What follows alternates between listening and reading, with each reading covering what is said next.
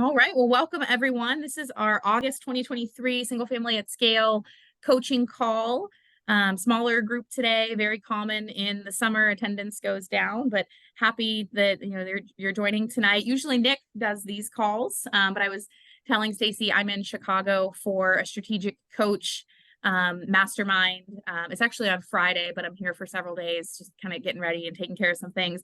And so that means that Nick is home with all 4 kids. So he's at home swimming with the kids, and I'm in Chicago doing this call with you guys. So very excited to have an opportunity to do these. Sometimes we try to do them together, but then that's hard with the kids too. And Nick has done the last many months. So excited to join you guys. I do listen in on a lot of them. Sometimes you might see my name there. I wear a headset and listen in, and then I do all replays as well. So if you have like an ongoing situation that you've been working on, I'm up to speed with that. So would love to jump in. I know we kind of have a smaller group here, but would love to jump in. I always believe in starting with wins, priming our brains to think about momentum, to think about the things that are going well. And, I coach with Trevor McGregor. He's my coach. I meet with him about once a week, maybe once every 2 weeks. And he always starts with wins. And even when I have like a burning question and I'm like, but Trevor, no, I need to spend, every minute of our 60 minutes talking about X. He's like, Elaine, we have to spend at least a few minutes talking about wins, because it opens up that part of your brain so that when you then transition into talking about whatever the challenge is, you have the win part of your brain, kind of turned on and open up to ideas that could help you with, solving that challenge. So with that preface, what wins do y'all have to share in the last month or so? I'll start. Good to see you. Good to see you too, Elaine. The project that I've been working on, the midterm rental, is getting closer to finish. Awesome. So this week we'll have gutters done, meeting with the flooring guy for next week. So we're down to like the last 5 major things. Wow. And we got windows done like ahead of schedule. So that was really wow. Good. Yeah. That's impressive, period, but especially impressive post-COVID, where, labor is tight, projects are delayed. So it's always impressive to get anything done ahead of schedule. But I feel like in 2019, that was like cool. And now it's like, oh my gosh, wow. You got it right. That's a big win. So yeah. Good. So we're on track to be done by the end of this month. Yeah. Awesome. Wow. And then what's next for that project? Furnishing it and getting it listed. Okay. Very exciting. Very exciting. Well, if you have any questions, I want to keep, troubleshooting the strategy. Let's make sure we address those tonight. Okay. What city are you in? In Atlanta. Ah, my son lives there. One of my sons lives there. Oh, wow. Loves it. Oh, small world. Yeah. Stacey, you're in either Texas or Oregon. In Northeast Texas. Texas, okay. Yes, east of Dallas. Okay, yep. Stacey or Jimmy, any wins you all want to share?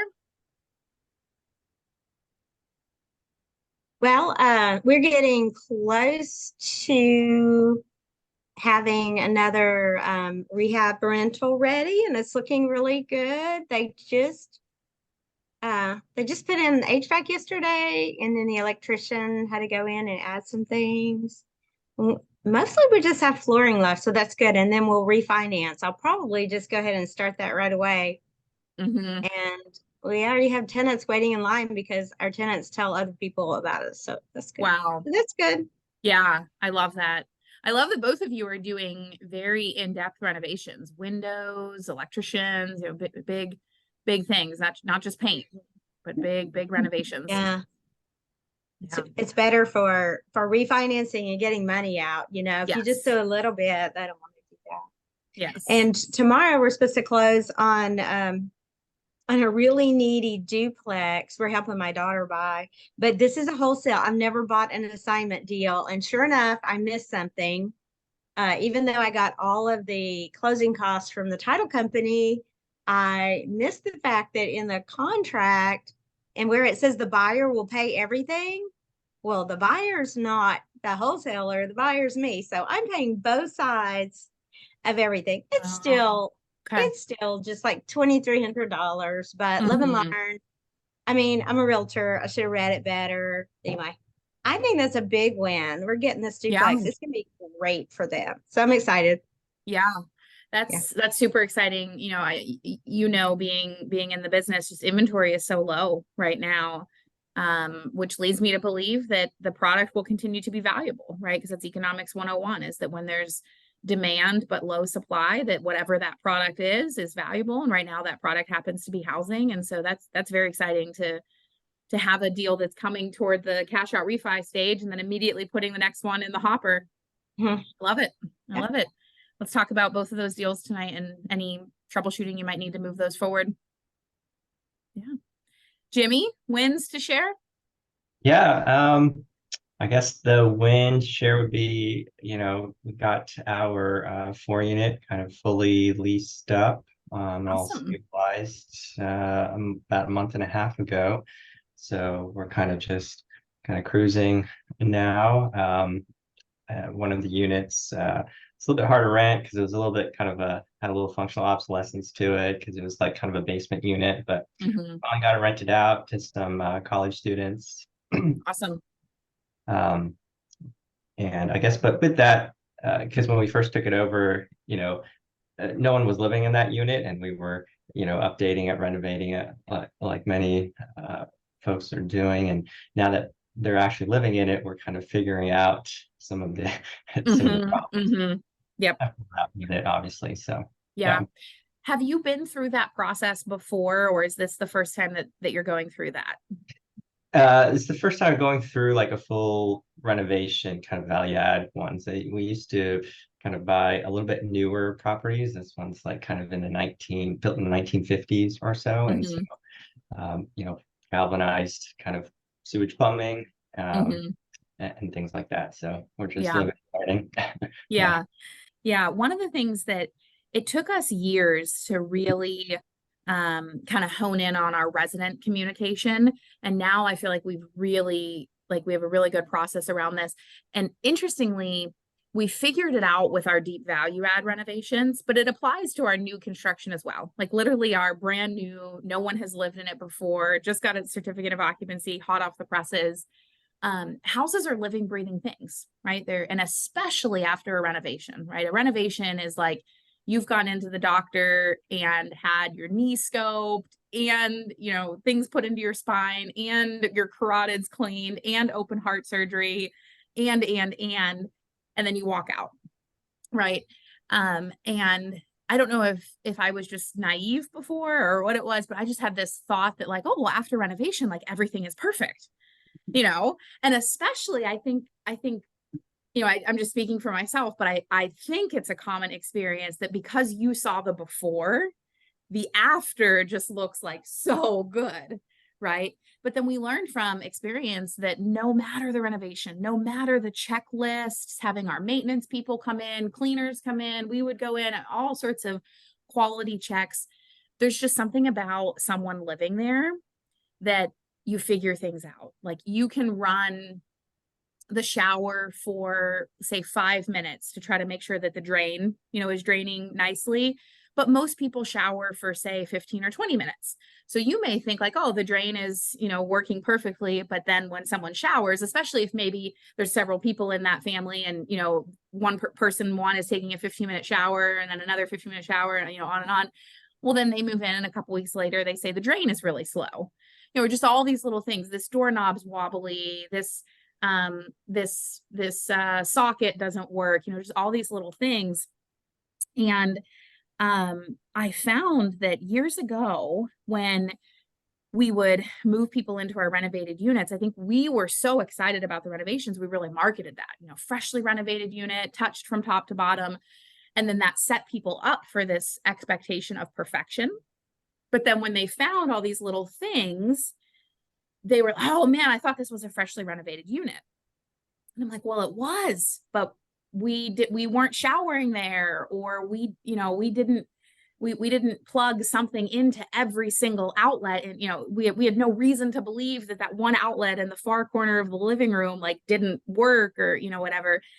And so now we tell people very specifically, Jimmy, we're so excited about you moving in. We have an exhaustive checklist. We have our maintenance team go through everything. We have our cleaning team go through everything. Here is the actual checklist so that you can see not only what we check, but you can see the actual name of the person that, went through your new home for you. That being said, we fully expect you're going to find things in the first week or so because homes are living, breathing things.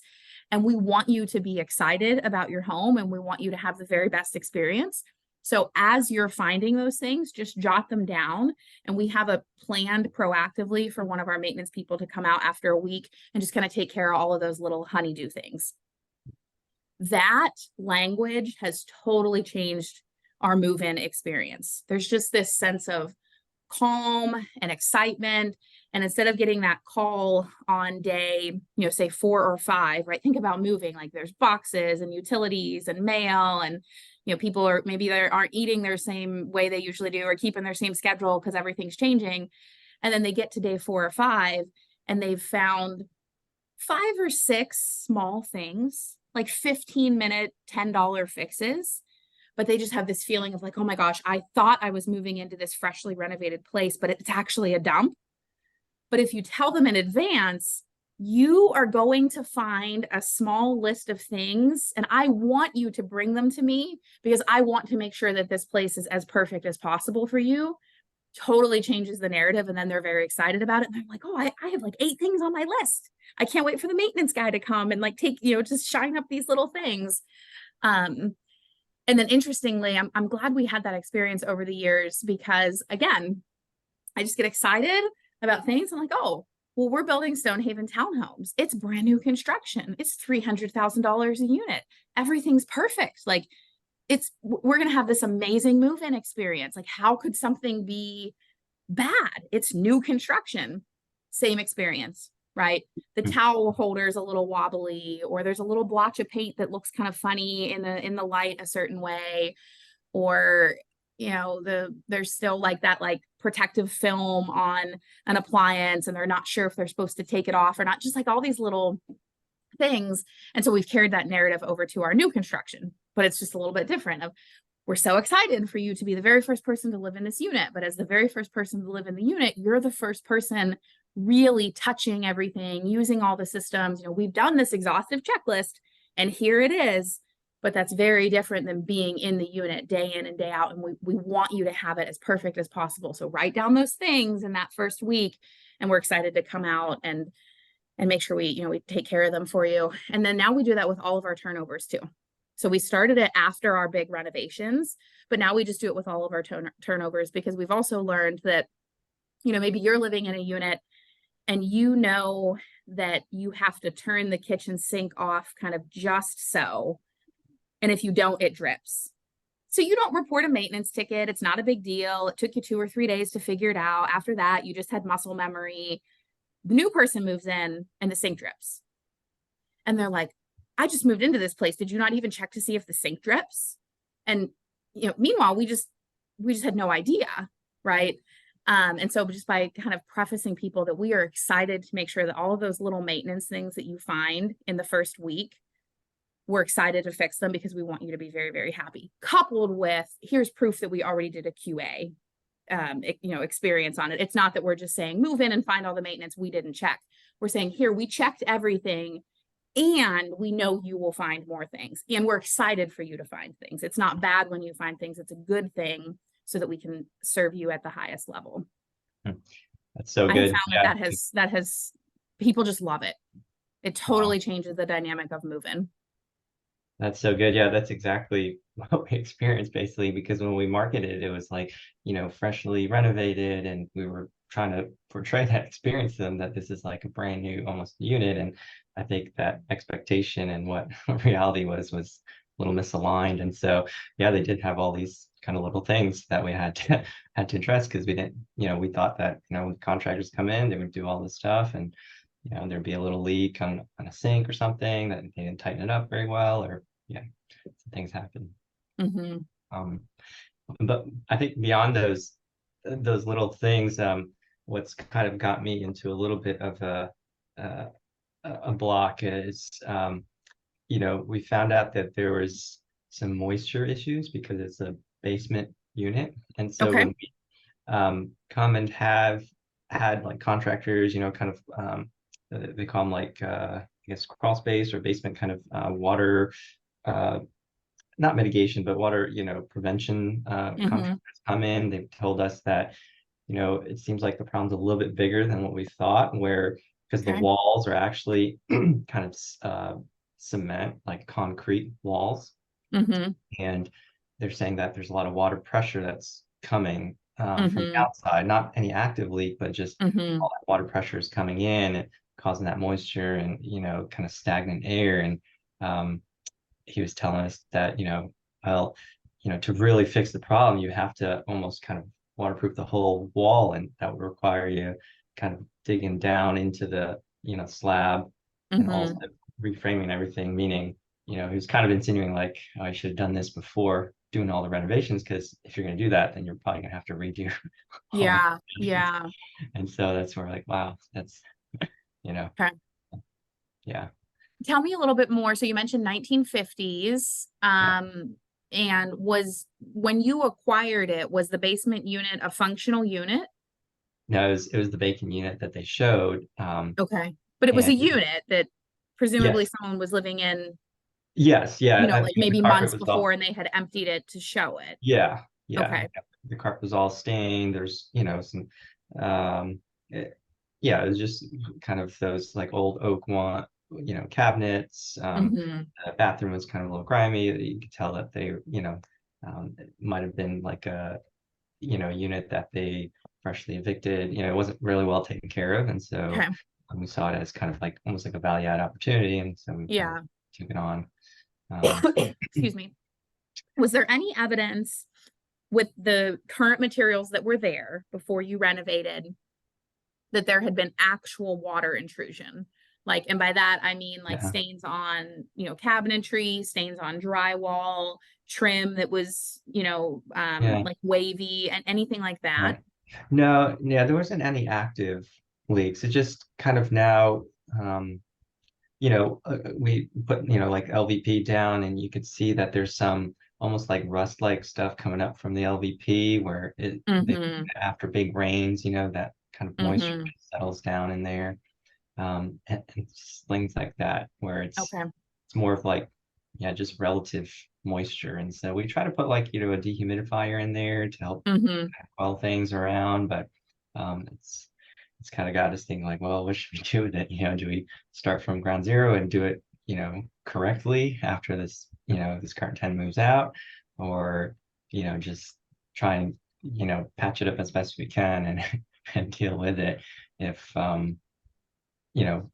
if we're not going to hold it maybe kind of in 10, 20 years from now. So we're kind of like, oh Yeah. Have you looked at doing something on the exterior? Our basement is kind of like, it's wet on one side, and so what one of my contractors did, he dug like a trench so the water diverts the water from coming against the house. Helps with it. Yep. So gutters, like landscaping rock, grading the soil, any of those things, exactly as she mentioned, to move water. Have you done any of those things yet? We got someone to come by to see if they could put like something like a French drain almost, because it's, as a box, like kind of the two sides are underneath and the other two sides are like kind of a little bit of above ground, where they enter from the below. And we have considered maybe doing a little bit of French drain to kind of put that water in. But when we called the kind of like the the top-notch, basement waterproofing companies here in our city, they kind of told us that like, oh, if anyone told you that they can solve the problem by just taking water out, you'd be really careful about, taking them on, because he said that our issue is mainly where it's not kind of that rainwater, but just kind of just overall groundwater, where we would need almost like a sump pump kind of thing to kind of pump some of that moisture out. But yeah. What remind me what market you're in? I'm in Atlanta. Yeah. Okay. I'm thinking about like soils and stuff like that. Yeah. I like Yeah. the idea that you brought up, moving water away, right? Like it never hurts to move water that's coming from the sky away from the foundation. Yeah. For you, yeah, it's the hydrostatic pressure of the water. Yeah. We have a few homes like that. In fact, there was one, I didn't see it with my own eyes, so it's my story just to repeat. It's really Nick's story to tell. Yeah. But it was our very first duplex in Rochester, and the basement was like quasi finished. Like it wasn't like bedroom space or anything like that, but it was, kind of family room-ish type space. There was a bathroom down there. And again, no evidence of any major water intrusion. The woman that owned it before we bought it had owned it like 50 years. She was like a lifelong friend of Nick's, so we had no reason to believe that she would have like lied to us about water intrusion or anything like that. And we did a light renovation down there. Really, most of the living space was upstairs, but we did a light renovation to make it more of a homey space. And one time in Rochester, we already had the snow, and then we had this like pelting rain on top of the snow. So not only was water falling from the sky, but all the snow that was sitting there was also melting. And Nick said when he went over to the house, the tenants called and said, "Oh my God, there's water just like coming in through the walls." And he went in, and there was apparently just literally like water like shooting vertically through the walls. Wow. It's just that hydrostatic pressure, in the soil coming through. And then we have another home that's newer, probably like 1950s or so. And we have that problem with the LVP, kind of like you described, like almost sort of like hard water, sort of like staining on the LVP. You can tell it's coming up through the bottom. So it never hurts to divert away. I agree with both putting in a drain and doing landscaping and everything else. And, without obviously seeing the property, or I'm not an expert on Atlanta soils or anything like that, and agree with the basement water control person that said that's not going to solve it all. I'm wondering, in both of those homes, we put in a drain tile system. Are you familiar with what a drain tile system is? I don't, go ahead. Yeah. So I know that the kind of drainage that some people have talked about, like around the perimeter, almost like a French drain in the interior. Yes. Yep. That's yeah. a drain tile system. Okay. We put those in while people were living there. So I can talk a little bit through that. And yes, it's expensive. And yes, in retrospect, you should have done it before the new project that you did, but you do the best you can. And when you know better, you do better. Right. So dehumidifier is great. There's obviously a bit of a tenant burden that if they're not actually draining it, is it really working? Do you have it? Ideally, you would have it hooked up with a hose that it's draining into a drain so that the tenant doesn't have to go.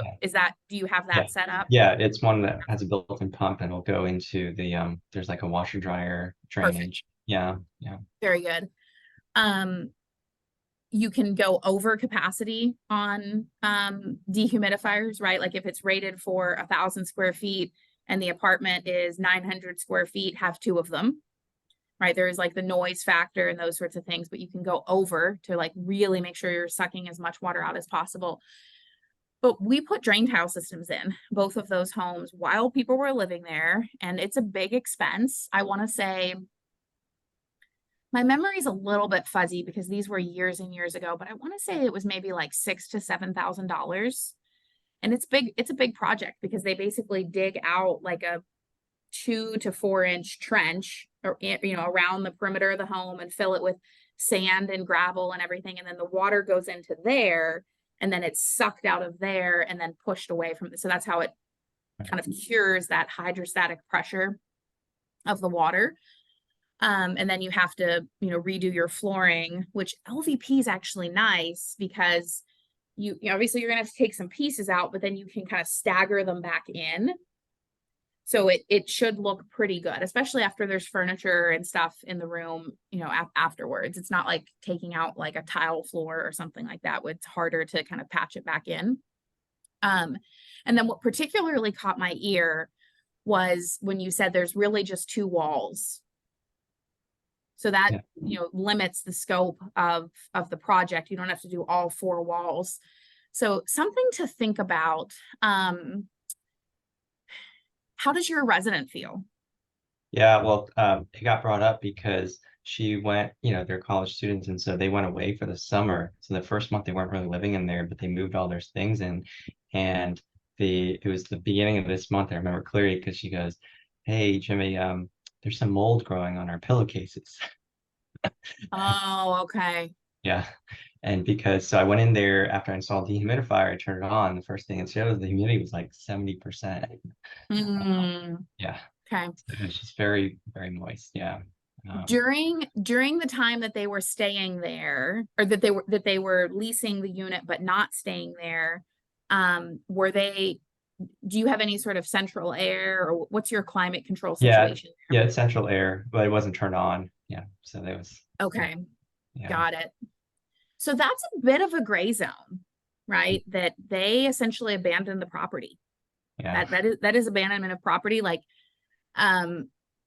for someone who lives in Atlanta, you probably don't think much about abandonment of property. As someone who lives in Rochester, I think about abandonment of property all of the time. Because if you go off for a 3-week vacation in December and you turn your HVAC off, the home will be flooded and it will be $100,000 repair. So we're Wow. always teaching our people, if you leave, you need to make sure your HVAC is left on, both air and heat. You need to make sure someone's checking on the property. If you truly have no one else in town, tell us and we will check on the property for you for free, because I would rather check on the property and sense things like, hey, when I walk in, it feels really damp and sticky, or heaven forbid, I see water, or, just whatever. So that is a bit of a gray zone that, so you have data. Well, let me ask another clarifying question. I assume the answer is no, but I want to ask, on your disclosures, when you acquired it, they did not disclose any sort of water intrusion into the basement? No. Yeah. Well, when we bought it, it was kind of like as is. And Okay. because I guess, they never lived in it themselves was their reasoning because it Okay. was occupied. Yeah. Okay. Yeah. So we have no disclosure, which doesn't mean that it wasn't happening, but is at least a box to check. You saw the previous building materials in that unit, and yes, they were, worn out and whatever, but you didn't see any obvious evidence of flooding, and particularly that those building materials were old. That's a check mark in your favor. It's one thing if, oh yeah, they renovated it 2 years ago and I don't see any evidence of flood. Okay, well, maybe it's just been dry the last couple of years. But if those were, 20, 30-year-old cabinets or trim or whatever it was that you took out, and you didn't see any evidence of, actual water intrusion, probably means there hasn't been a major water intrusion event in there. It's a tuck under basement. It's not a full basement. So that's a check mark. And then when you add on that the HVAC was not turned on for how long? 3 weeks? Yeah. 3-4 weeks. Yeah. Yeah. So it's, That's a big question mark in my mind. How did the tenants feel? Like, are they like very upset, or are they like, well, let's turn the air on and see if the problem fixes itself? Like, yeah, they were like, oh, maybe a dehumidifier would help. And I said, okay, yeah, let's just buy you one. And yeah, they're kind of a little bit concerned because they saw the mold in the pillowcase. And I mean, they're still going to live there for a year. But for me, it's more kind of long-term thinking because internally I was processing this as like, because we've owned it now for about 2 years now. That bottom one was just the last one to kind of get rolling. And for me, I'm like, well, gosh, do I start over and try and, hold on to this property and, redo all the stuff that we've done? Or because of depreciation, like, should we try and just, exchange it to something else? Like for me, I was like, wow, should I just change it to something like just stick with newer buildings? Or at least that's what, for example, like my dad was telling me, he's like, oh, just stick with newer buildings, just, see what you can get for this and move on. But for me, I'm like, well, real estate kind of, the whole point is trying to hold on to them and not, not try to be a flipper. I'm gonna spend like 10 seconds looking for a picture, and if not, I'll describe it. Yeah. But I wanna look for a picture here real quick. I'm not sure if I have it. Oh, okay. So new real estate is not a 100% solution. This is my brand new townhomes. No one has ever lived in it. That is the living room with brand new foundation, flooring, there was a water leak. And so they had to cut into the foundation to get to the water and cure the leak. And then obviously push all that dirt back in, put new flooring back in and make it look nice. So when you were like, maybe I should have, go with newer real estate. I'm like, well, this real estate's like a few weeks old. Yeah. Right. But it is true that, newer real estate tends to have fewer maintenance concerns, but I don't want you to fool yourself into thinking that that's a solution that's not. And then obviously, being in the course and everything, we're super pro hold forever, particularly if you've renovated. And it sounds like you're self-managing it, which is very good. So you know it very well. You're building a relationship with this building. Cash out refi it and keep it. And then there's also, the thing that the ethical and legal thing to do would be to disclose this. So if you sell it with this disclosure, you're going to get a value hit. Whereas if you figure it out, and figuring it out, I'm no building expert. I'm not a general contractor. I'm a real estate investor. I just happen to do these things. But, what I hear is, I was kind of going through the checklist in my mind of like, previous owner didn't disclose any water events. You saw the building materials and there was no obvious water events. You've owned the place for 2 years. You renovated the place. Residents failed to have adequate HVAC for 3 weeks in a humid summer. I'm not certain that you have a problem. You could have a problem and you need to stay aware of this and you need to check in on it every 3 to 6 weeks. But I think that the solution to this could be that the HVAC is appropriately used and the home is appropriately occupied, and then the dehumidifier is there, and maybe you do some French drain and grading work and those sorts of things, and you check on it every 6 weeks for the next couple of years, and this may never be a problem.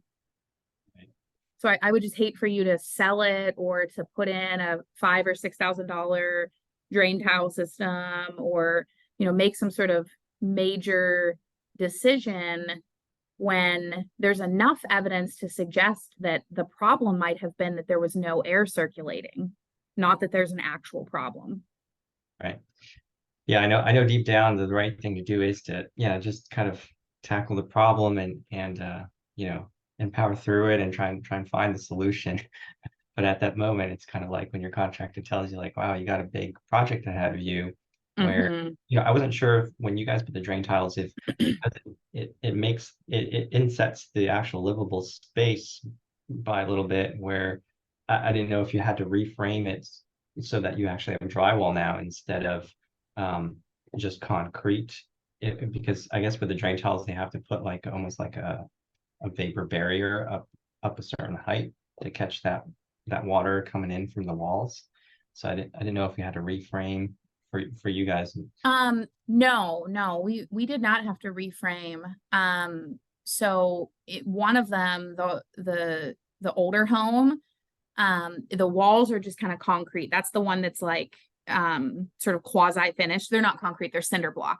Yeah. And they're just painted cinder block down there. And so the on the floor, the concrete that's over the drain tile system, it's just all there now. And so we didn't have to move any walls or anything like that. And then the newer home that's like a finished basement that has drywall and LVP and everything, we just laid the LVP right back on top of the drain tile system, which technically is a bit of a risk. That if in the future we needed to service that system, obviously we'd have to tear up that flooring again. But the standard in Minnesota is you just put your flooring all the way, to the, like everyone that has a drain tile system or a sump pump or any of these things, their flooring is over it, because they don't fail. They fail maybe every 30 years or so. And when they do, you just kind of, exactly like in that picture, that's a little bit of a different situation, but you just kind of dig it up. And so we did not have to like move walls or lose living space or anything like that. Yeah. But I'm not convinced you need it. Right. We have water intrusions in lots of our basement. Minnesota, the way the soil is, the way that, most homes in Minnesota have basements. When you add on the snow and then the spring rains that melt the snow, I would estimate, probably 25 to 30% of our homes have some sort of water concern. that we've like slowly worked on over the years. And only 2 of them did we have to put a drain tile system in because they were very, very bad. You know, for me, you know, a black swan is like the piece of information, the one thing that changes everything. Like, what's the data that you're like, that's the piece. It's that they weren't there for 3 weeks. Yeah. Yeah. With that piece of data in mind, I think you have to have a full year under your belt of them living in it. When they're not there, they need to make sure that they leave either the heat or the air on, depending on the time of year. They need to make sure that the air is continuing to circulate. You've got the dehumidifier on their thermostat. Are they able to turn the fan to always on? Yeah. Yeah. And did you tell them to do that? I haven't yet, no, but Okay. yeah. I would recommend that. That costs like pennies per day. And it just makes it that the fan is always on, as opposed to the fan only coming on when, you know, it's actually trying to regulate the temperature. That's just a best practice, period. It keeps homes smelling fresher. There's more air movement. It actually usually reduces your heating and cooling costs because any home gets little pockets of air. So if you're just moving the air at all times, it helps to regulate the temperature. But I think you need a solid year of that. And it will either reveal itself of you'll have a torrential downpour and actual water will be coming in and you'll need to, you know, make a decision and everything.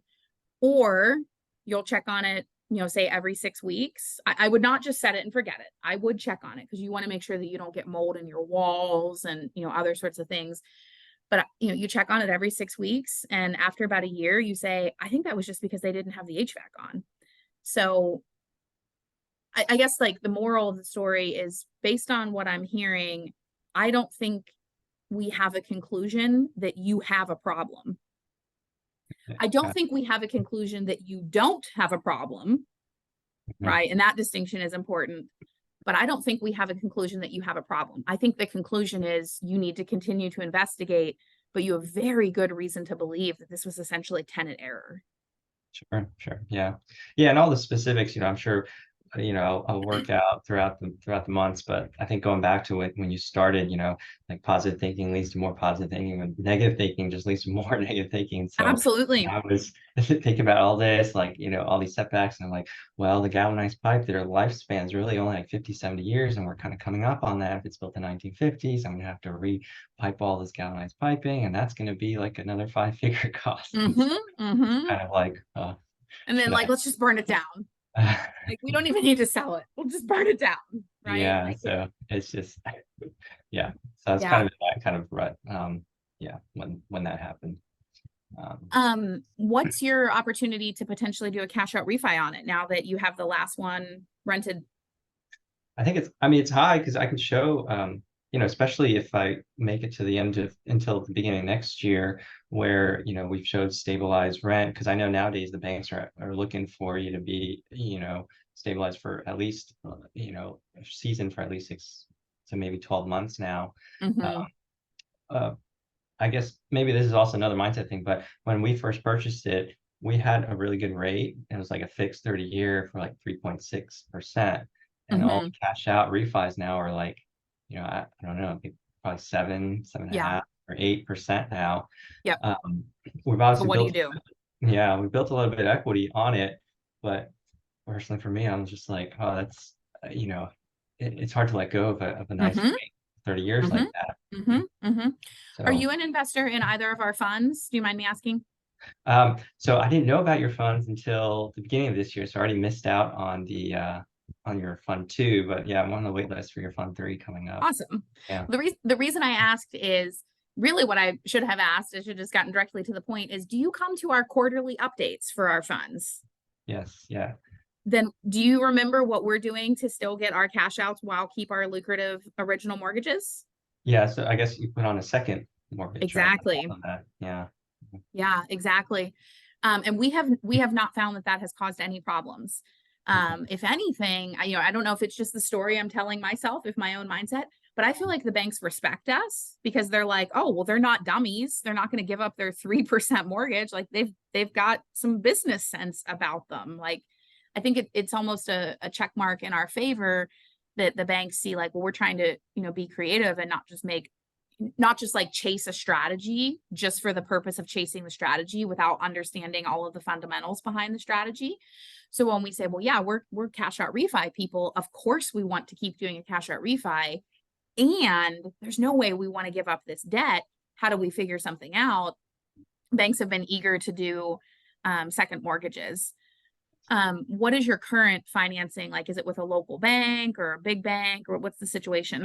It's with a big bank. Yeah, it was one of those that got transferred a few times. It still counts as single family, or what do you call it, standardized financing. It's under 4 units, and so it was through one of those brokers, and then that got passed on for a couple months, and now it's with Wells Fargo right now. Okay.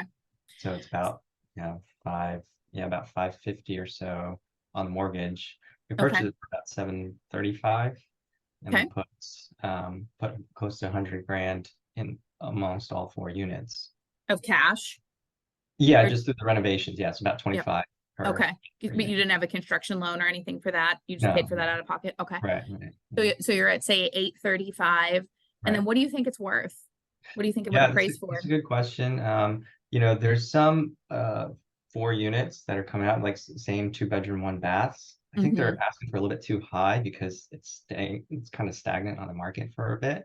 It's listing for like 1.4, 1.6, but wow, I think it's really getting any traction.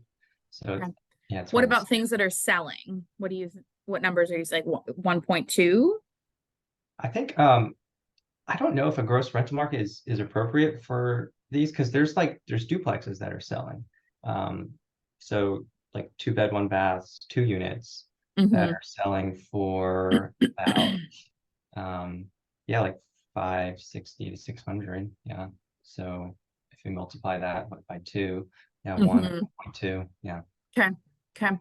And how much did you say was on the mortgage? Like 550. Because we had to put 25% down. Okay, I was going to pull up my calculator, but that's actually pretty easy math. Let's say it's worth 1.2, and let's say your mortgage is 600. You're at like a 50% LTV, and really it's probably better than that because you actually have a lower mortgage, and maybe you could justify that it's worth 1.25 or 1.3 or some number. So that's a really favorable LTV. And yes, lending is tight right now. And yes, banks are skittish, but they are still banks and they still want to do business, right? Like, just because lending is tight doesn't mean they don't want to continue to operate the core of their business, because that is how they make money. And they want to lend on the most conservative projects out there. So the actual underlying real estate and then the borrower. And a 50% LTV starting point is really favorable. If you were at say 67%, well, most HELOCs or commercial lines of credit, you can kind of use those interchangeably. Technically, they are legally different, but they function, essentially the same. They usually don't like to go beyond 70 or 75%. So if you were at like, say, 67%, probably don't have a viable product right now, but you're at 50% LTV and maybe even 45 or 42, depending on how exactly you could get this thing to appraise. I would start by trying Wells Fargo. Do you have a relationship with a banker at Wells Fargo at all? Actually don't. Yeah, because we bank with someone else. They just kind of landed on Wells Fargo. But yeah, that's a good point too. Are there local branches where you are? Yeah, we have local Wells Fargo branches. Yeah. I'd start making relationships and just tell them just exactly what we said. I want to get my cash out of this thing. It's worth a ton of money. I've got a baby mortgage on it. I want to unlock some of that equity. Yes, I know financing is tight right now. Yes, I know that, I'm not going to get the star in the moons and get 100% LTV the way I might have been able to 5 years. That's fine. No, I don't want to give up my, 3% first mortgage. That would be crazy. But can I get a HELOC or a commercial line of credit on this thing? The bigger banks are harder to work with. One benefit that you have that I don't have, because I'm in a small town, there's only one Wells Fargo here. So if I go knocking at Wells Fargo with a proposal, and banking is all art, right? Banking is a lot like medicine too, that there's many ways to do the right thing. And a lot of it depends on someone's risk tolerance. but they're, someone can, 5 different doctors can be right. They just have various, degrees of risk that they enjoy. Well, banking is the same thing. So if you go into a Wells Fargo and they throw you out and say, we don't do this, you're crazy, just go to the next one down the road and try again, until you find someone that's creative, that has more of a business mindset. That's like, yeah, let's get a deal done. That does make sense. Let's do this. Your highest likelihood of getting that second mortgage is with the bank that holds the current debt. Okay. That does not mean that you could not get a second mortgage with another bank.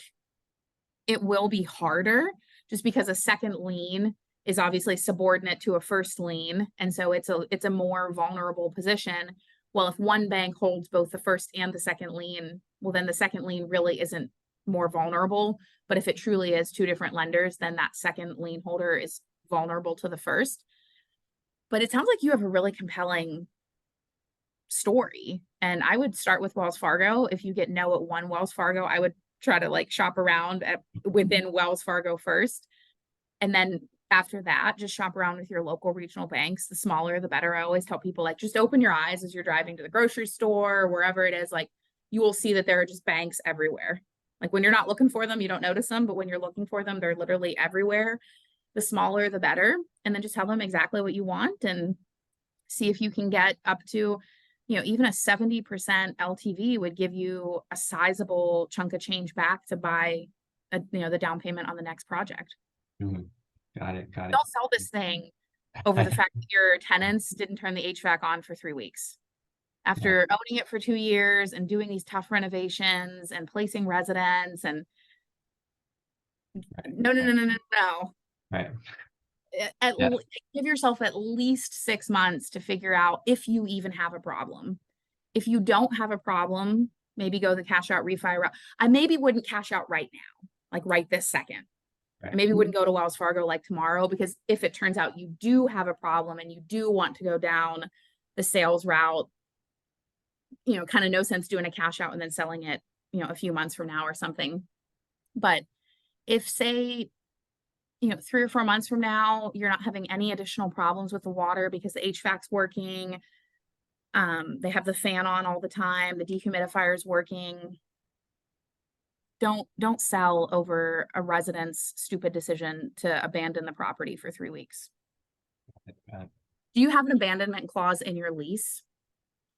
I have to check. We have we just use a standard, whatever the Georgia Realtors leases. So I'm sure something like that is in there. Maybe not that exact wording, but I'm sure it is if you're using something from, a reputable organization, but check and make sure that you have a clause in your lease.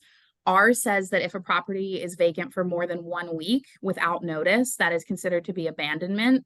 And any damages that come to the property as a result of that are the resident's responsibility.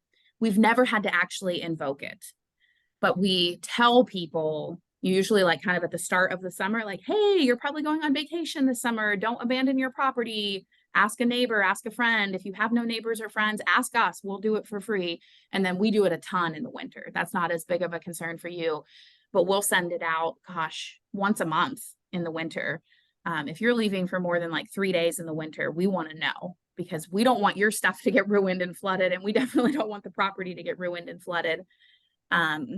So it's a way to maybe this problem could have been prevented. I suspect not, because it sounds like they're young and probably wouldn't have thought that not being there for a few weeks in the middle of the summer was a problem. But at least if it was in the lease, right. And then, heaven forbid something crazy happened and you came back and there was mold all over the walls or some crazy thing, you would have had some traction to say hey, this is your responsibility because you abandoned the property for 3 weeks. Awesome. Yeah. Thanks for the mindset work and talking through it. Obviously, the specifics and details is one thing, but I think most of it is, I knew deep down that was that's probably not the right decision, but it just seemed like the easiest way out of all the problems that I may or may not have had to deal with. So hang tight. Yeah. Set a reminder on your phone to call them in 4 weeks and check on it. And if they say, yep, everything's fine, we're not having any additional problems, set an alarm for 5 weeks, and then, but try not to like ruminate on this, because I'm not convinced you even have a problem. Right before, you might have heard a little bit right when we got started, but right before we started recording the call, I was telling Stacy about how earlier today I had a call with 2 of our like senior property managers about a resident who submitted a maintenance ticket for a mouse that they found in their finished basement. This is a home that's like tucked away into the woods. There's like woods on 3 sides of it. And it was just one single mouse. And we were talking about how I use mindset and my training in psychiatry to lead my property management company, and how I was talking to my property managers of, we know from other maintenance tickets that this family has submitted that they are very concerned with safety. They're very concerned with health, children, physical safety, crime, which is, that one's very interesting because Rochester really doesn't have crime. So that's like a clue to me that they're very safety interested people. And if we responded with like a typical maintenance person answer of, you know, get a $2 mouse trap, put some peanut butter on it, problem will be solved in, you know, overnight. If you see more mice, you know, give us a call. There might be a bigger problem going on. But if there's just one mouse, like, it might not be a problem until we know that it's a problem, right? That would not work for them. That would escalate the situation because they're concerned about their safety and their health and all sorts of other things. So we have to think about the mindset of, you know, the people that we're interacting with. And, you know, did you notice I was asking, like, well, what are your residents saying? How are they feeling? Are they freaking out of, oh my gosh, we need to move out, we're going to die, and I'm going to sue you and all these things? Or are they like, hey, I didn't turn the air on for 3 weeks, I think I might have caused this problem, right? Those are very different situations. And that, not only you need to manage your own mindset, you need to think about the mindset of the people that you're in relationship with. Where some of our other residents, right, we rent to like a lot of medical professionals and stuff, that they want convenience. They want the like, oh, this is going to take 5 minutes to solve and it's probably never going to happen again. And if it does happen, I'll call you and you'll fix it. Cool. I don't need to talk about health and safety and all sorts of things. I just want to know that the mouse is going to be gone tomorrow. So, you know, mindset it's 80% of it, of your own mindset, the mindset of the people that you're in relationship with. But, you know, thinking about what is the feeling that I want to have as I'm navigating this situation. And my hope is that you leave this conversation with the feeling of, I'm not even sure I have a problem. And if I don't have a problem, then I don't need to worry about, should I sell it, and the pipes, and was it just a terrible decision in the first place, and all these things. The first thing is I just need to figure out if I even have a problem. And that, at least to me, I hope to you, because you're nodding your head and just your body language and stuff, my hope is that feels lighter. Yeah. Then, oh my gosh, I need to figure out this water intrusion and mold, and was it even a good investment in the first place? That feels very heavy. Yeah. Totally agree. Yeah. Good set of questions. We got some maintenance stuff, some technical stuff, some general contracting stuff, some tenant stuff, some leasing stuff. We crammed a lot into that. I hope that was helpful for you. Oh yeah, 1000%. Yeah, truly appreciate your time and also your. Yeah, it's my pleasure. Yeah. Hopefully when you check back in next month, you're like, yep, no additional problems. They've been running the air. I love that the dehumidifier is connected to a hose. That I feel like that drastically increases the chances of this problem not being a problem. Right. Yeah. It's outside the kitchen, but we felt, and the problem was in the bedrooms. But we felt like, I think things circulate, they'll eventually equilibrate and get to those rooms. Yeah. Yeah. You could add even just simple fans, just like a room fan or a box fan, again, just to move the air around so that it passes by the dehumidifier. But I think for now, I would just wait and see if what has already happened is the solution. Awesome. Well, thank you. Thank you for being in the hot seat, giving us all this good stuff to talk about. Yeah, I look forward to all your other events coming up the rest of this year. So thank you. Yeah. Awesome. Stacy or Afia, Anything on your minds tonight? Not really. Smith ladies? Well, we still find ourselves at Lowe's again tonight, every day. And so I'm like, Nick and Elaine would say, I don't know. I think we're on the verge of that, not quite ready to like hire a full-time person, but we just have several renovations going on, and I guess maybe you were there at one time. It was like We were. everything. And so I guess it just might take at least a few months and maybe more for us to kind of get over the hump. And we did, I don't know if you remember, but we just had this weird situation where we bought several homes. This is actually the last one. So maybe things will get better, except that now it's like, oh wait, that one, the flooring messed up, and then it's but and then you have the duplex coming in the pipeline. yes, well, we're just going to fix the foundation and then sell that to my daughter. So I've already talked to my lender, and it looks like that's going to go. It's in her town, 30 minutes away. If it was here, I Oh, would be okay. So all you over won't it. be It's like gonna be doing a the, great okay, you deal. won't be doing like the big renovations on that one. Right. Okay. Yeah. So, I mean, I don't know how much we'll still have a financial stake in that. So we will check on it, but it won't be like I'm over there paying the electrician and all that stuff. And classes start back next week, and Daryl and I both teach at Kilgore College, and tomorrow's our anniversary. I'm like, what Oh, how many anniversary? years? Maybe 43. That's So exciting. maybe Well, this happy weekend anniversary. we'll stop. Anyway, but I wrote down and I start with wins. I need to start my day with wins, and I have so much to be thankful for, and we're so blessed to have all this. And I learned so much from your conversation with Jimmy. One thing, my son lives in Baltimore, and they have a basement and had a similar thing. So I may kind of run that by him. And then also, I was just wondering today, we have a property, a really valuable property. It's like a big house and garage apartment that we have a 3 point something mortgage on, and I sure don't want to refinance. So I'm going to check on that second mortgage, which is going to be great for us then to have the cash where we can just buy a foreclosure for cash and just, that's super good. One thing I'll add for everyone listening to this is, I said it when I was talking directly with Jimmy, but a no from a bank is just a no from that banker, right? Banking is very much an art. We get probably at least 50% no's from banks. And when our business was younger, it was probably more like 80%. Like we get more yeses now because, we're very established and all of that. But stick with it. If you call a bank and they're like, no, we don't do that. Okay, thanks. Just call the next person.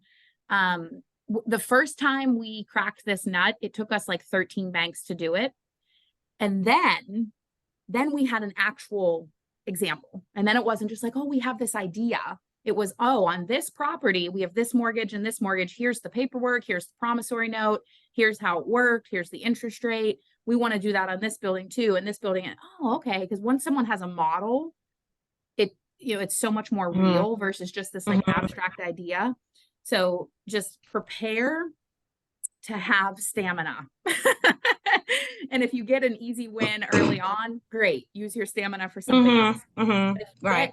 6 or 7 no's, okay, just keep going down the list of your banks and keep working for it. And there are plenty of banks out there that do the second mortgage thing. It has always happened.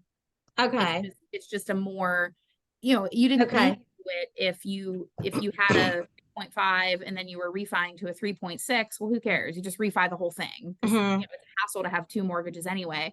Now it's much more of like, well, I don't want to give up that 3. So let's try this other strategy. So I'm going to ask our banker in the morning, because we just happened across this credit union that helped us. And then they helped us again and they helped us again. And on this last refinance, when I called him, he's like, yeah, what's the value and what's the address? I'll fill out the application for you. And I was like, That's your whoa, guy. He's we're hungry, there. he's motivated. Like that's the person you want to be in relationship with. Yeah. So Yes. I bet he'll go for this. So, Yeah. but just in case he doesn't, thanks for the don't stop there. So Yes. yeah. Yep. Yep. It sounded like in the beginning you have a question or kind of an internal struggle or some resistance around hiring. Mm-hmm. Tell me more about that. I don't know. I think I'm just not good at systems. I don't know what I would hire them for. I wish they could run my house so I could do more, I don't know if I need a personal assistant. I don't know, but then to pay someone, or we do have a great contractor and he has better rates than most people, but I couldn't afford to just pay him.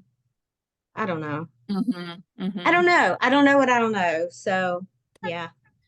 So something I do recommend to everyone, Okay. but particularly to women, is to think about maybe outsourcing is something in your personal home.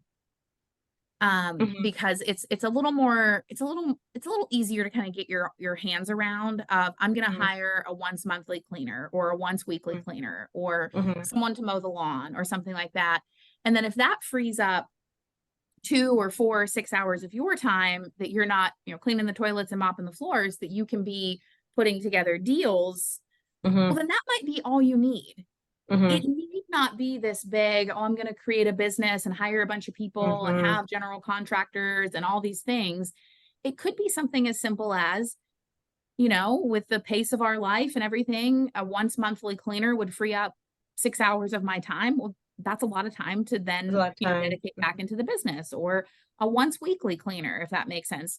I feel like there's just like less mental complexity around hiring basic household help. And the point is to get your time back however you get it back. If you get it back by hiring a maintenance person to take care of the properties or to do the renovation, great. But if you get it back by hiring someone to mop your own floors, even better. So maybe think about something like that. Another thing that comes to mind is you can always start very small, right? You can hire someone to clean the house once a month or mow the lawn once every 2 weeks, or, whatever it is. And then, on the business side, you can, hire like kind of a handy person to take care of like a couple maintenance tickets so that you can focus on renovation, right? You can always start very small. You need not jump into, I need to hire someone for 40 hours a week or 15 hours a week, or even any sort of consistency period. You can start with just sort of ad hoc stuff. Yes, Nick and I used to do all of our own renovations, all of our own maintenance tickets. We had the same feelings and struggles that you have of, can we afford to hire someone? How do we hire someone? Will they have the same quality? How do we trust them? How do we find them? It's going to be this whole other set of problems because contractors are terrible, and just all the same things that people say about doing real estate. Oh, you must have leaking toilets and tenants that don't pay all the time. Well, those are actually kind of rare. People say about contractors, oh, they're all terrible and they do terrible work and take your money. Well, that's actually kind of rare. Like most of them are good people and do good work. Way back in the beginning, we hired kind of unskilled laborers, like college guys and girls, to work alongside us.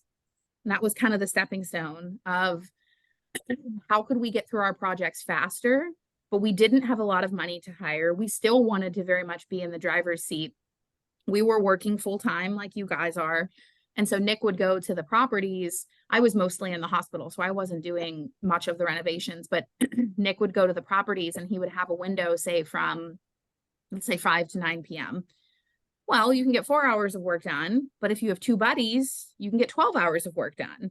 And then he was right there saying, I'm going to do these harder things. You roll the paint on these walls. And then he's right there watching them, answering any questions, supervising their work, troubleshooting things. They're there to help him if, say, he's, putting in a new light fixture and needs that second set of hands, when you're holding something up. Like, there's just a lot of those like little jobs that you really need that second set of hands to even get the job done. So that was a really good stepping stone for us. We did that for probably about a year.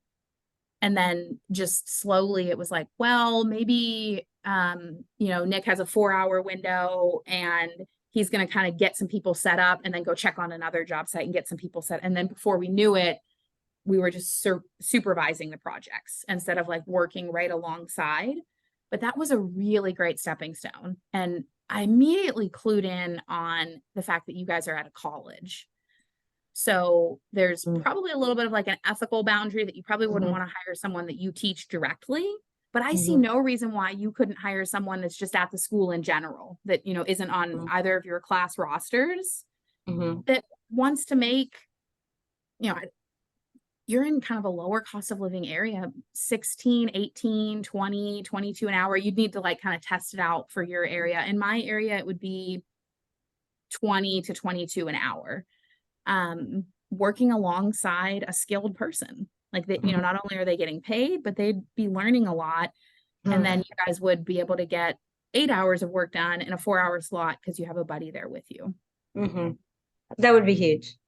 Yeah. I wonder if that's a stepping stone to hiring and to getting more done and not feeling burnout on the projects. That doesn't feel like, oh my gosh, I don't want to hire a general contractor. They're so expensive. It's going to eat up all my equity. It's complex. All of those, kind of talking about Jimmy, of like, those are like big, heavy feelings. Versus like, hey, I bet there's probably like a college guy or girl that wants to make $20 an hour a few nights a week working right alongside us. And then we get a relationship too. And, maybe that's a person that if you guys are out of town or something like that, you can call them and they can be your little maintenance person for that, just kind of like backup weekend or whatever. Does that feel lighter?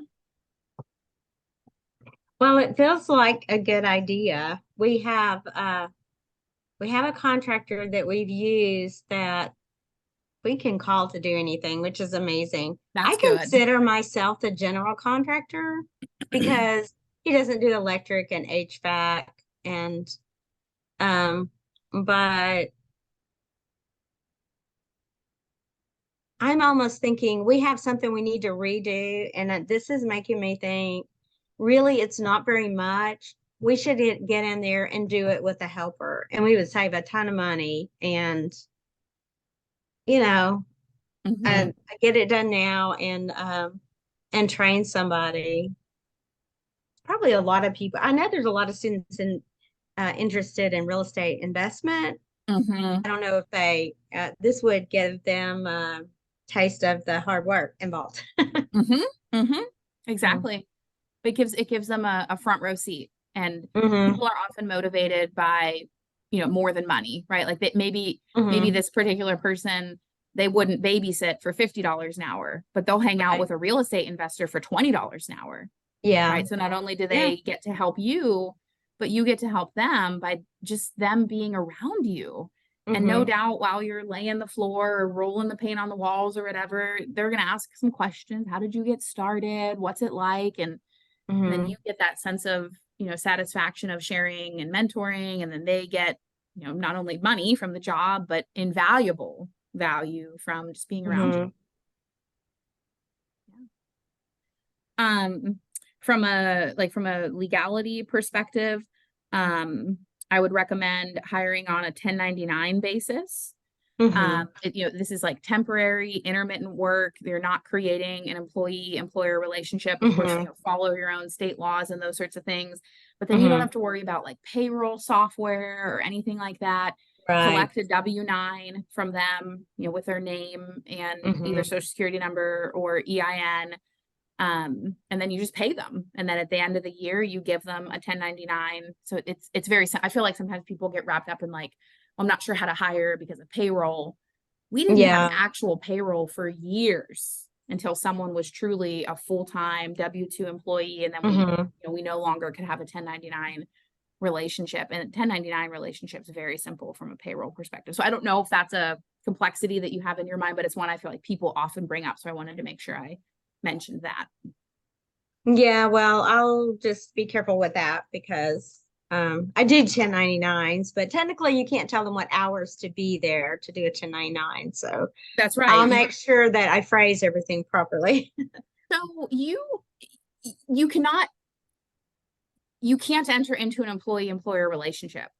That doesn't mean that you can't tell them the hours. And I wouldn't say it's a gray zone, but what you can't tell them is like, you have to be here from, 6 to 10 p.m. on Monday, Tuesday, Wednesday. You have to paint these 5 walls. Here are the tools and the paint and everything. This is exactly how you're supposed to do it. That is an employer-employee relationship.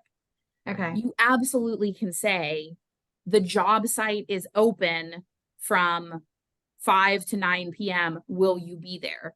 If you're not Okay. there, you don't get to work because the job site's not open before 5 and it's not open after. Perfect. So Okay. you absolutely can say that. Does that distinction make Yeah. sense? Mm-hmm. Yeah. And it's totally okay to set a schedule. Like, hey, let's, Sure. I love that terminology. The job site is open. Yeah, that's perfect. Pick Mhm. your own hours, but the job site is open 5 to 9. That's right. Yeah. Yep. Okay. And let's make a schedule so that we both know what's going on for the next 2 weeks, because you Mhm. probably, you're saying this to them, like, you don't want a call one day of like, hey, I need you to work in the next 5 minutes. And I don't want to wonder, do I have a helper or not? So let's look at the schedule for the next 2 weeks or a month and see what nights is the job site open and what of those days would you like to be at the job site?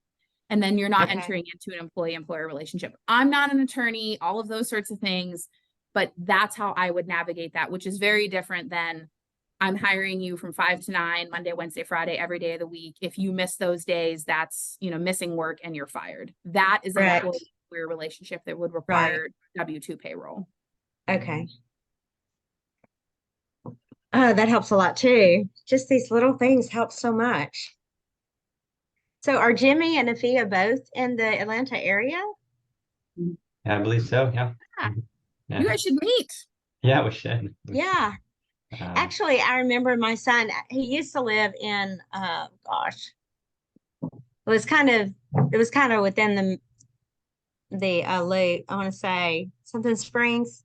Well, anyway, I don't know. Actually, they moved out to Lawrenceville. Do you know where that is? Kind of northeast. Atlanta's just getting so huge. Yeah, there's no. It's beautiful. We're going there for Thanksgiving. We're all meeting at his house. We're all converging, our whole family, like 13 of us. Wow. Okay. The 3 of Oh, you that's need awesome. a little meetup. You guys are consistent on these Yeah, calls, so I feel like you probably great. know a lot about each other by now. You need a little Thanksgiving Black Swan Atlanta meetup. Oh, for sure. Yeah. Yeah, we're not too far away from there.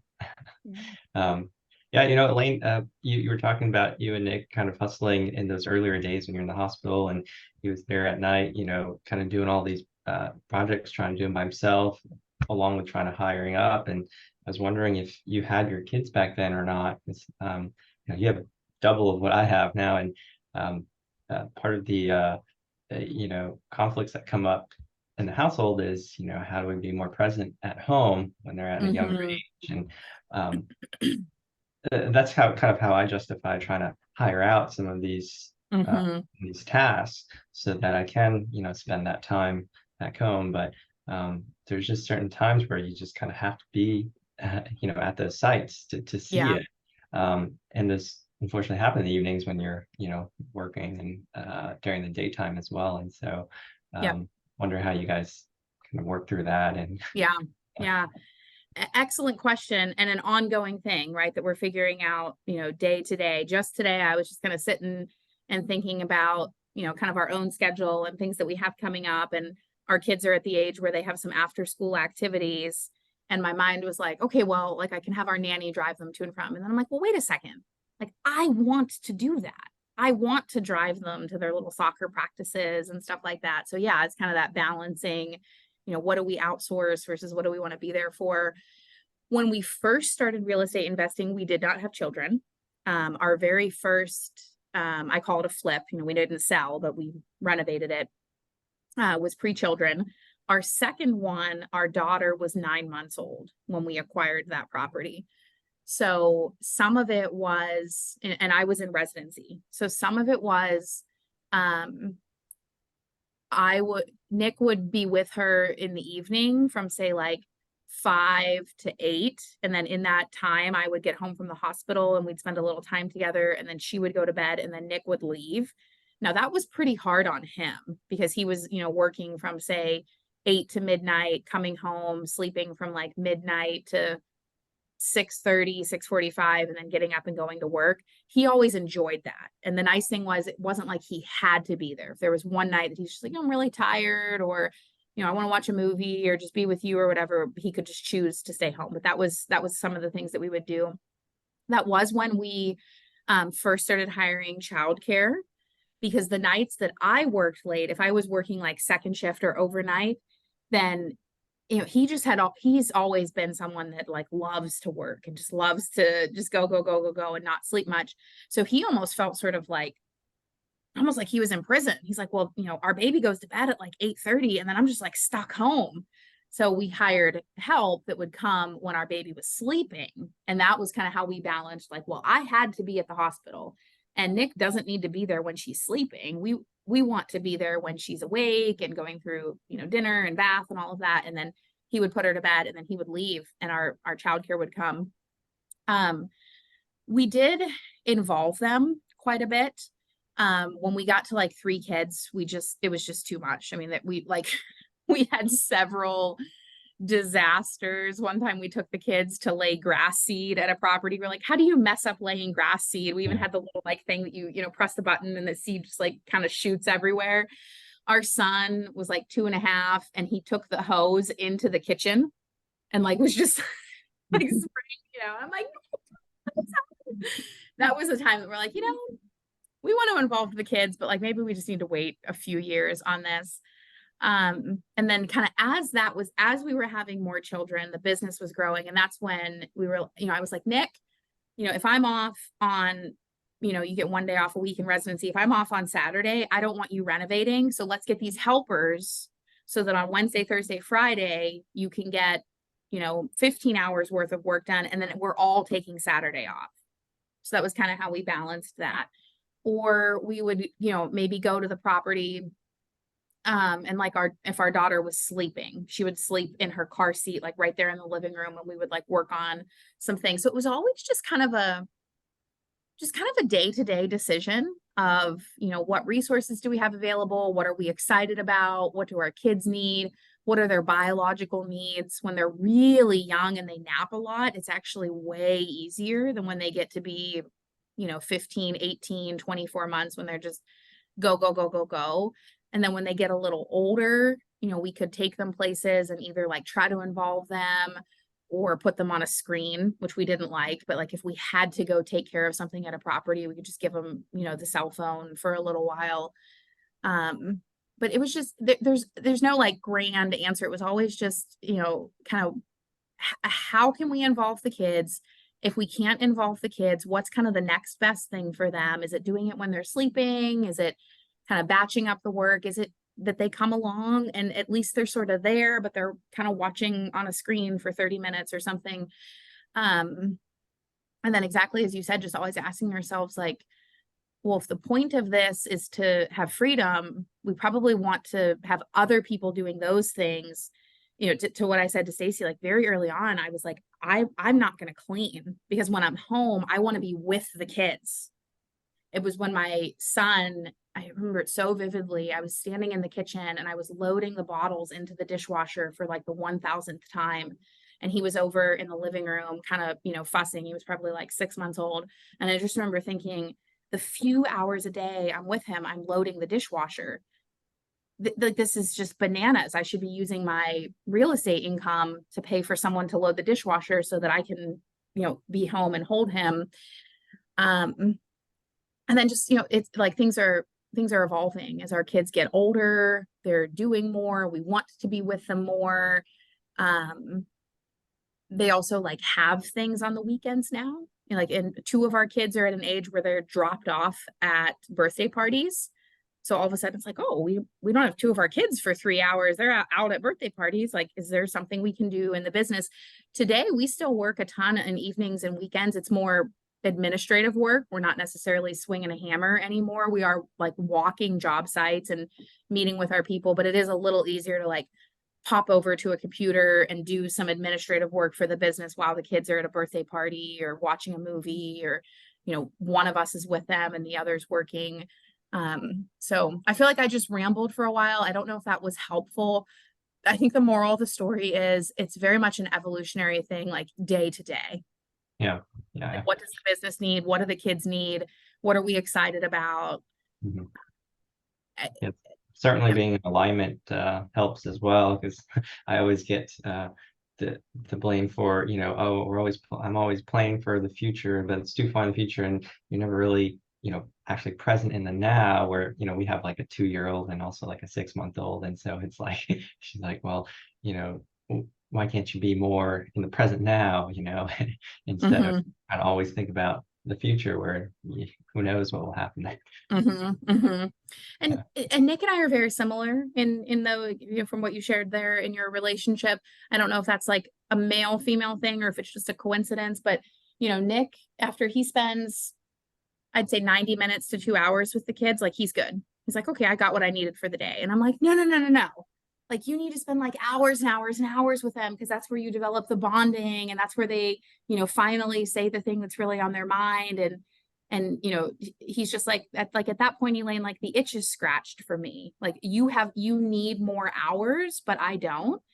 And I'm not gonna lie, like, that bothers me. Our oldest child is almost 8 years old, and like, that still bothers me. It bothers me less than it did when like we first had kids. Like, I've just learned that that's what Nick needs. And I don't know if that's just who he is as a person, or if it's because he's a man and hormonal thing. I don't know. But I know that, like, if it's like 5 to 7 and he's had good time with the kids, like, he's good. He would rather, you know, go back to work and do whatever. Whereas for me, I'm like, I want to get all the way through until they get to bed. And I'm the one that's like, let's keep them up 15 more minutes, because I want to be with them, you know, for 15 more minutes or whatever. And then like, my own desires are changing. Like, I have a almost 8-year-old and almost 6-year-old, and I didn't know this because I've never had an 8 and a 6-year-old before, but I like this phase of parenting more. I'm more interested in them. I want to be with them more. We can talk, we can carry on like weeks long conversations, you know, where they like think about things and, you know, talk to friends or go to school or whatever. Whereas, you know, kind of that like 1 to 3-year-old age, having gone through it 3 times now, and I'm, you know, my youngest is 16 months, like, I just don't like it. Like, I mean, I love them, but I'm not like hungry for them the way I am for my older kids. And so I'm just like figuring that out. You know, 5 years ago, when I was making plans for my life, I had never parented an 8-year-old. So I couldn't make any like major declarations of like what I wanted life to look like. I just knew that I wanted to build a life where I had enough freedom that in any given day or any given season, I could make a decision about what I wanted. And so that's like an actively evolving thing. Even over the last, you know, as little as like 6 months, I'm like, I really want to be around these kids a lot more. Like, they're really cool kids. Like, we can do cool things, and we can like go to museums, and they have like physical stamina. And so it's just always evolving. That's great. That's great. Yeah. It's good to see down the 2 and 6 months is tough. You can't really talk to them much. They don't really know what's going on. Like, right. Starting at like 5, you know, you can start to explain like, well, this is where money comes from, or like we make our, I don't want to say we make, but we have our kids hand deliver Christmas cards to all of our apartment buildings. It's inside, it's relatively easy work. They're not like subjected to the weather or anything, but they still complain because they're kids. And after like the 20th door, I don't want to do this. I'm like, well, this is where money comes from. And we use that money to buy Christmas gifts. And that's how we have Christmas. And so we need to show respect for these people. And this is a way that you can contribute. Like I couldn't have those conversations at 2 or 3, but now I can. And so that's a way that, you know, like they were involved when they were sleeping in their car seats in the living room. And then there was a period where we were like, oh my God, keep them away because they're just little devils. And now there's a period where we're like, how do we get them involved in sort of a superficial level? And then, you know, the plan is as they become teenagers and young adults, they're doing, like, I'm sure Nick and I will go back to doing more of the physical work so that they see it. Right. And then it's not like, oh, we have to go renovate a unit. It's like, oh, we get to renovate a unit with the kids so that they have this skill set so that they can, you know, they know what hard work is and can potentially do real estate in their own life. And then it's not, I have to work this weekend. It's I get to do this activity this weekend that happens to, you know, be part of the business. I've never parented at that age, so I don't really know, but that's. Yeah. Stacy, do you have anything to throw in there as the mom of some older kiddos? Well, I was the one that was like too much working. Even though I homeschooled them, it was just, I really admire you for the time that you spend and Jimmy for his concentrating on that. That's really good. What came to my mind, since your kids are getting a little older, is have you heard of Robert Kiyosaki's The Cash Flow Game?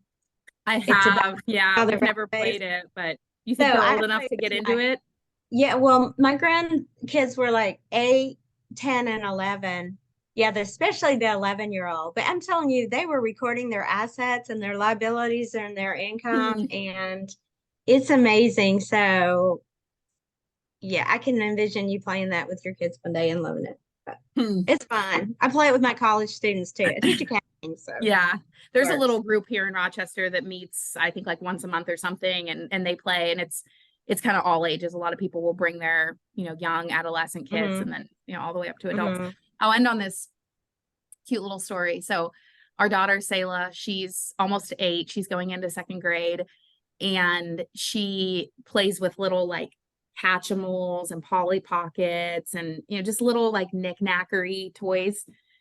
And she has them in this little backpack, and she and all the other boys and girls at school trade them. So she'll come home with like Pokemon cards or little pieces of candy or whatever. And I'm like, oh, what'd you trade it for? And she's like, oh, I had to give up my Hatchimal for this, or I got this and I'm so excited, you know, and we talk about like the value of things. And if anything, I'm like, Selah, you need to make sure that your trades are like somewhat equal, because I don't want parents calling me. I'm like, one day she's like, she got like 4 Hatchimals. I'm like, well, what'd you trade for that? And she's like, a piece of gum. I'm like, ooh, I'm like, that it feels like a little unethical, honey. And I'm like trying to explain to her like why that, like what unethical is and all this stuff. And she's like, well, she really wanted that gum. And so it's pretty fun. And it's something we talk about, you know, every couple of days, like, how's your trading going? What are you getting new and stuff? And we have this card game. I highly recommend it.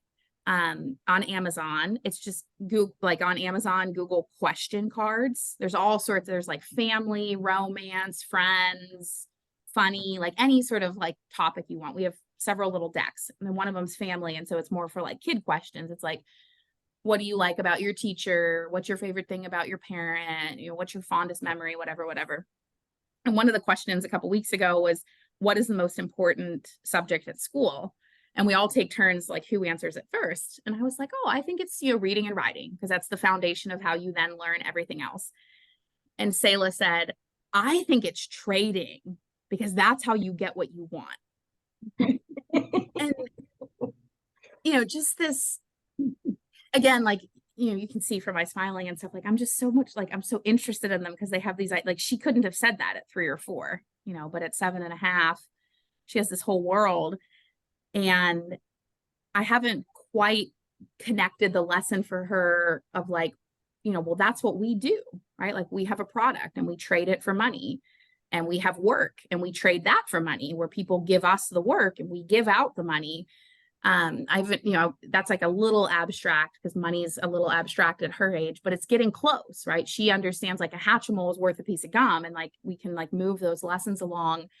And it's just so neat to have them involved at, you know, whatever kind of level they can. So we've not yet played Cash Flow Quadrant, but I'll have to I'll have to take a look at it and see if I think maybe she's on that lower edge that could potentially get interested in it.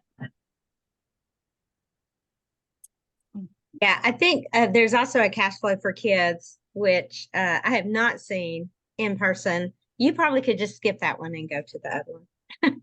Well, she's our oldest, so maybe the kid Well, version. I mean, in a few years, or Yeah. you could try the cash flow for kids. I don't know. I'm sure it's good Yeah. too. But it sounds like what she's doing is the idea of, you know, the trading and the Mhm. value of that. is super Mm-hmm. cool. Mm-hmm. Yeah. Yep. Yep. Well, this was a lovely call. Thank you all for being with me and spending the hour and a half with me tonight. Is there anything else that's burning on your minds before we wrap up?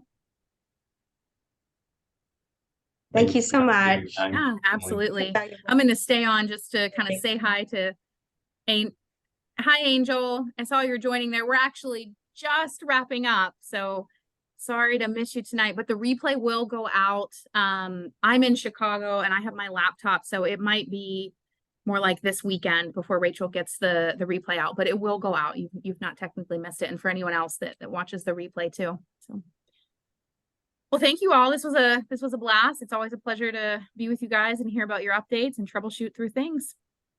Thanks for always providing so much value, Elaine. Absolutely. My pleasure. Take care. Bye. Bye.